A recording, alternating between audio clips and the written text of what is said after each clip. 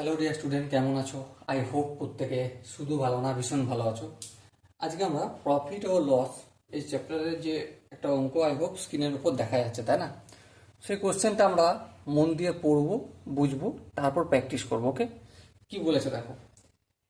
A trader sells ware and gain 60% on the cost price. Okay, what will be the profit percentage on selling price? মানে ক্রয় মূল্যের ওপর একটা তার বিক্রি করেছে একজন ট্রেডার, বিক্রেতা। বিক্রি করে কি পেয়েছে? 60% প্রফিট পেয়েছে। তাহলে এবার আমাকে বলতে বিক্রয় মূল্যের ওপর ওটা কত পার্সেন্ট প্রফিট হবে। চলো বেশ, শুরু করা যাক। আচ্ছা, আমরা একটা কাজ করব। সাপোজ ওই প্রোডাক্টটার কস্ট প্রাইস ধরবো, কস্ট প্রাইস কত ধরবো? X rupee. ওকে, প্রফিট কত? প্রফিট হচ্ছে 60% অন কি? On cost price. কস্ট প্রাইসের উপর ভিত্তি করে 60%।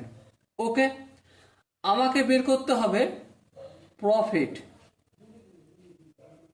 On selling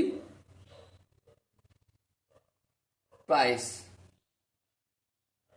in percentage.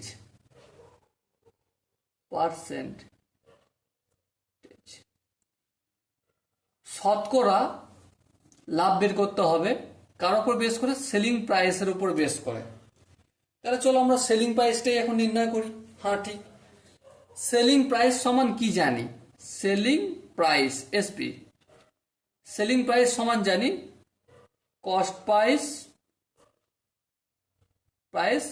Plus profit, এই দুটো জানি। হ্যাঁ, কস্ট প্রাইস আমাদের বলে দিয়েছে কত? এক্স, এই এক্স লিখলাম, প্লাস প্রফিট কত? 60% অন কস্ট প্রাইস। তাহলে এক্স এর 60%। হ্যাঁ ঠিক, তার মানে কি বেরোলো? X plus x into 60/100। So এটাকে যদি ভগ্নাংশের যোগ করে কি পাবো? 160x/100। এটা কি পেলাম আমি? Selling price. ওকে, বোঝা গেল।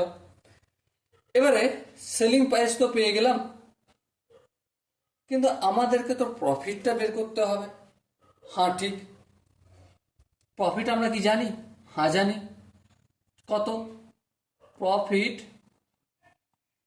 ইকুয়াল টু কত? এক্স এর 60%। হ্যাঁ ঠিক, কেন? কস্ট প্রাইসের ওপর 60% প্রফিট।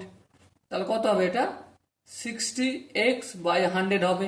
হ্যাঁ, চলো এটাই রেখে দাও এইভাবে। এবারে আমাকে কি বের করতে হবে? Profit percentage on selling price. তাহলে এখানটা কি লিখবো? প্রফিট লিখবো। প্রফিট কত? 60x/100। হ্যাঁ, নিচে এই হরে কোনটা লিখবো? এখানটা কি লিখবো?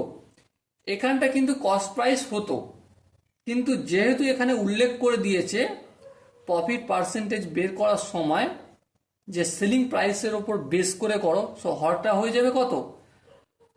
সেলিং প্রাইস 160x/100 হয়ে গেল।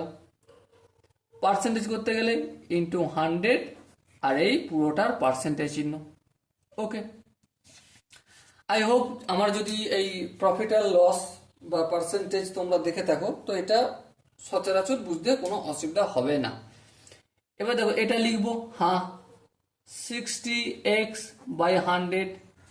এটা কিসের চিহ্ন? ভাগ চিহ্ন। এটা আমি গুণ চিহ্ন করলাম। সো 160x/100 আছে, এটা কি করে দেবো? 100/160x, তারপর ইন্টু 100, পার্সেন্টেজ যেমন আছে তেমন থাকলো। এই এক্স কেটে গেল। হ্যাঁ, এই 100 কেটে গেল। হ্যাঁ, এই শূন্য কেটে গেল। হ্যাঁ ঠিক আছে। এবার দেখো 4 25 100, 4 4 16, আর 4 25 100, 2 2 4, 3 2 6, 3কে 25 দিয়ে গুণ করলে কত হয়?